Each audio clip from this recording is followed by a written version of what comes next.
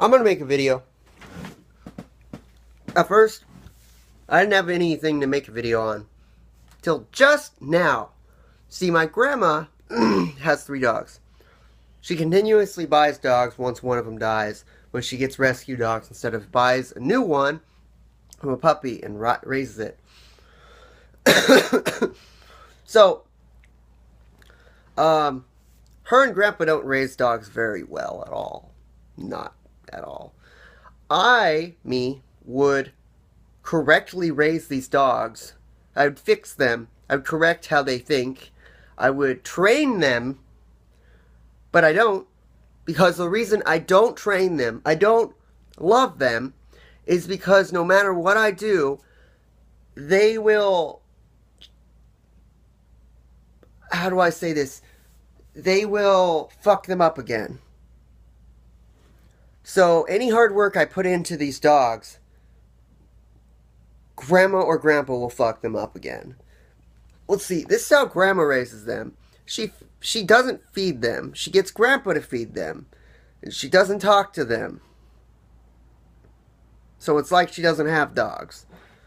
The only thing Grandma does is she loves the one dog. She ignores the other 2. Today, since Grandpa left on his trip, she had to clean up poop for the first time in like a year.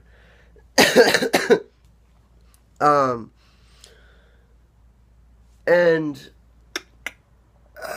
she cleaned the patio and the side yard, which she could have done any other time. Anyways, if I trained the dogs, I gave them positive reinforcement when they did something good and negative reinforcement when they did something bad, I would eventually train them. But Grandma doesn't do that. And Grandpa, both of them just say, no, no, no, no, to the dogs if they bark. They don't train them. They just walk up to their face and they yell no to the dog. That's not how you train a dog. They don't walk the dogs either. They leave them in the side. I'll show you.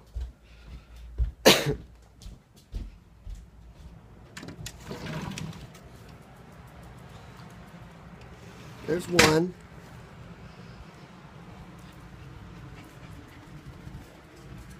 And that's Molly.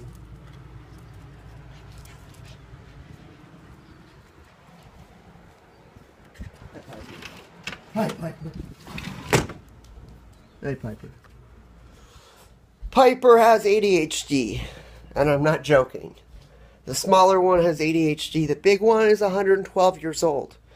I encourage my grandma to put the big one to sleep because she can't move very easily. She can barely move. Her leg is messed up. And the little one needs constant attention because it's only like 1.5 or 2 years old.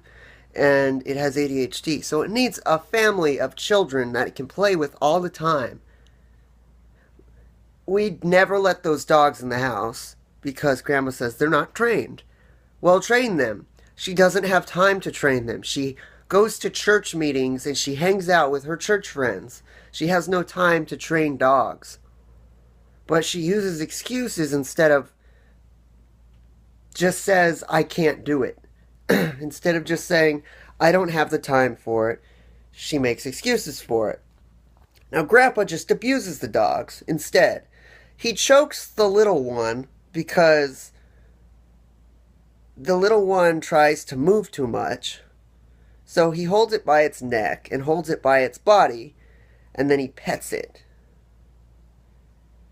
He moves the body hand and he pets her head. So she squirms, and then she eventually scrapes him. And then that makes him angry. So he puts her in the cage in the sun in the middle of everything. And then everyone's like, Cody, you gotta do something about that. What the fuck do I do? In the past, I've tried to do something. But really, what the fuck do I do? I live in their house, so they could kick me out anytime. 2, if I take it out of the cage, they can put it back in the cage. Duh! So, if I train the dogs, if I talk to the dogs, which I do already, They like me more already. The dogs like me anyways. But there's no point in training them because they're going to be untrained by Grandma and Grandpa. So those dogs just need to go to a different family. But yet Grandma and Grandpa, in a sick way, like the dogs. The only one that always gets ignored is Molly, the big one, the 112-year-old one, the lab. It gets ignored because it doesn't run around, it doesn't act all excited because it's old. That's just what I live with. I live with injustice.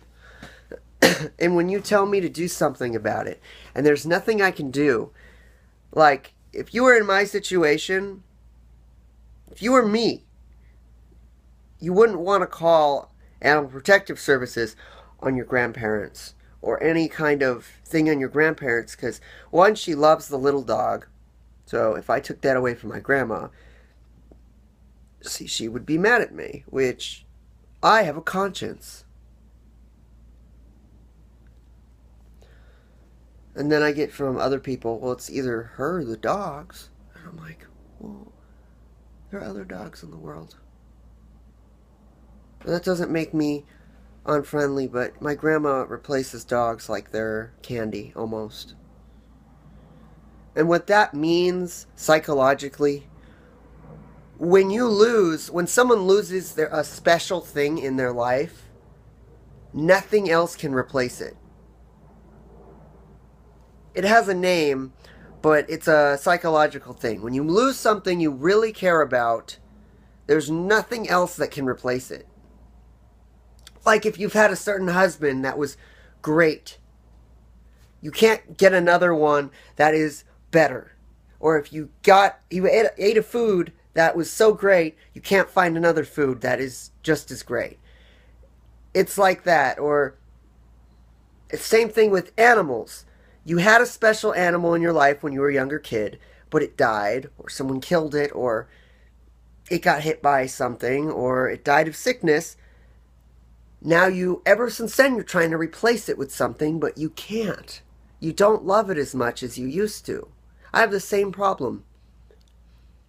When I was a little kid, I can admit this, I had Beanie Babies. And when I had to get rid of them, for the longest time I tried to replace them with other Beanie Babies. But it wasn't working because I had two favorite ones.